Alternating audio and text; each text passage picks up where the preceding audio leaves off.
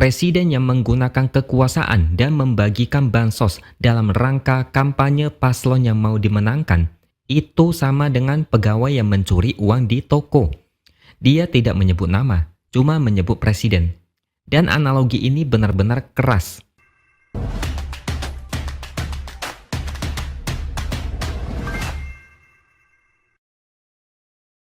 Halo, bertemu lagi dengan saya, X Hardy, di Opini Siwer.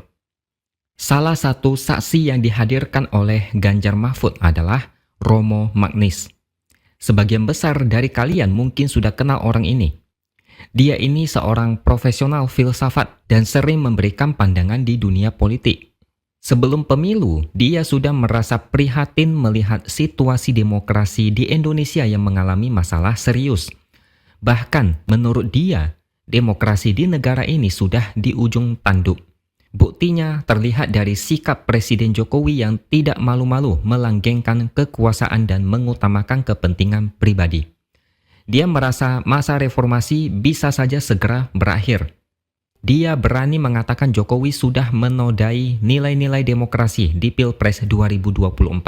Yang salah satu buktinya adalah majunya Gibran sebagai cawapres yang melalui cara-cara yang dianggap melanggar etika. Ketika dia dipanggil untuk memberikan keterangan di sidang sengketa Pilpres, Romo Magnis bahkan berani mengatakan Jokowi dengan sebuah analogi yang keras dan menohok. Yang dibahas adalah soal bansos. Menurut dia, bansos bukan milik pemerintah, tapi milik rakyat Indonesia yang pembagiannya menjadi tanggung jawab kementerian yang bersangkutan dan ada aturan pembagiannya. Dia mengatakan presiden yang menggunakan kekuasaan dan membagikan bansos dalam rangka kampanye paslon yang mau dimenangkan, itu sama dengan pegawai yang mencuri uang di toko. Dia tidak menyebut nama, cuma menyebut presiden. Dan analogi ini benar-benar keras. Ini sama seperti Sekjen PDIP yang belum lama ini juga mengibaratkan pencalonan Gibran dengan sopir truk yang belum cukup umur, sehingga menyebabkan kecelakaan. Bicara soal bansos, pasti akan teringat dengan politik gentong babi yang sudah dijelaskan sebelumnya. Pembagian bansos seperti ini bisa mempengaruhi psikologis pemilih. Soal bansos ini banyak pro kontra. Ada yang bilang pembagian bansos tidak berpengaruh dengan pilihan masyarakat. Tapi menurut saya, ada elit politik yang secara halus mengatakan, kalau mau bansos lanjut, pilihlah paslon 02. Secara tidak langsung ini adalah warning untuk masyarakat. Mereka digiring untuk membuat kesimpulan jika paslon lain yang menang ada kemungkinan bansos tidak akan dilanjutkan. Masyarakat yang sudah ketagihan terima bansos pasti khawatir. Mereka tidak mau kehilangan bansos, apalagi yang hidupnya pas-pasan atau bahkan morat-marit. Ada yang bertanya, kalau memang bansos bisa memenangkan Prabowo Gibran, apakah bisa membuktikan bahwa 96 juta orang pemilih Prabowo Gibran semuanya menerima bansos? Mau dianggap apa orang-orang yang memilih Prabowo Gibran dengan hati nurani? Apakah mereka semua sebodoh itu bisa disuap atau ditakuti dengan bansos? Jawaban dari saya adalah memang tidak semua pemilih Prabowo Gibran menerima bansos. Tapi ada saksi ahli yang mengatakan, seandainya Jokowi tidak cawe-cawe dan tidak ada pembagian bansos menjelang pemilu, maka suara Prabowo Gibran tidak akan lebih dari 50%. Pilpres pasti akan 2 putaran. Makanya dulu banyak survei yang menunjukkan suara Prabowo Gibran mentok di angka 40-an%. Dan jangan lupa, survei LSI pernah menyebut 69% masyarakat yang menerima bansos memilih Prabowo Gibran. Yang dulu memilih Prabowo di Pilpres sebelumnya biasanya tetap setia. Untuk menambah suara, Prabowo harus merebut dari pendukung Jokowi.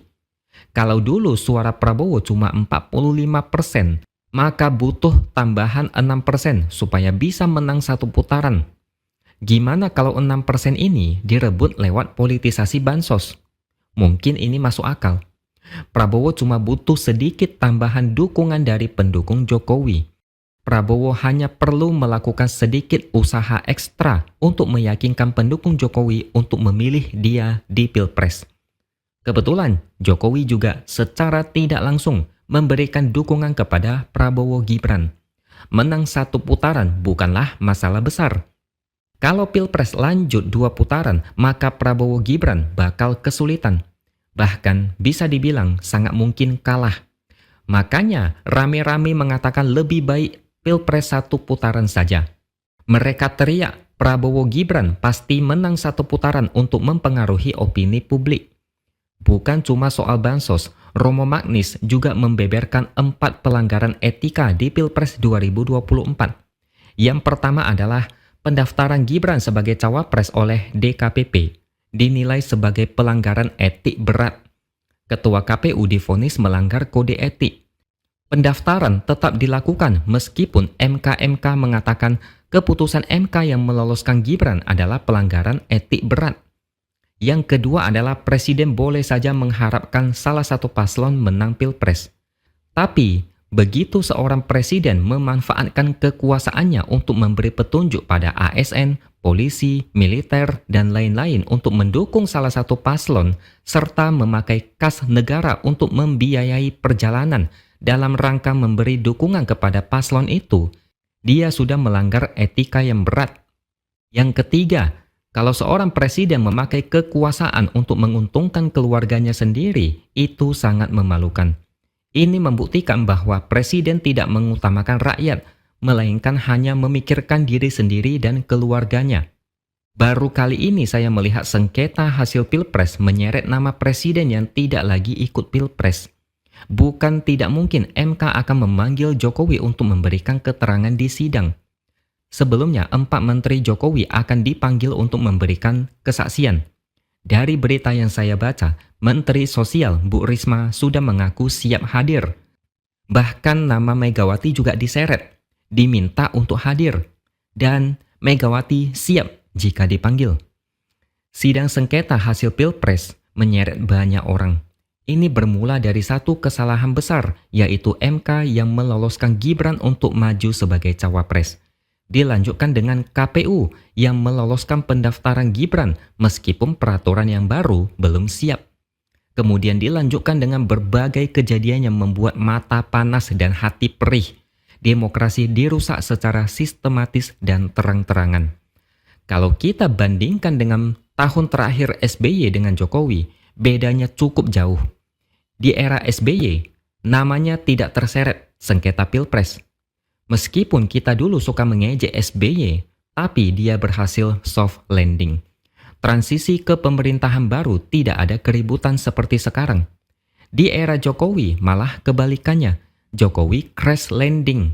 Namanya disebut-sebut di sidang sengketa Pilpres karena dianggap sebagai sumber utama kisruh Pilpres 2024. Jokowi merusak reputasinya sendiri karena ada anaknya yang mau menjadi wakil presiden. Jokowi seharusnya belajar dari SBY yang setidaknya tidak menyebabkan suhu politik mendidih. Dan parahnya, ketika ada sangat banyak kritikan terhadap Jokowi, pendukungnya membabi buta menyerang balik. Apakah ending demokrasi di negara ini akan berakhir menyedihkan? Kita tunggu saja putusan MK nanti. Oke, sampai di sini dulu opini dari saya. Subscribe channel ini supaya makin berkembang dan jangan lupa tuliskan komentar Anda. Terima kasih sudah menonton dan sampai jumpa lagi di lain kesempatan.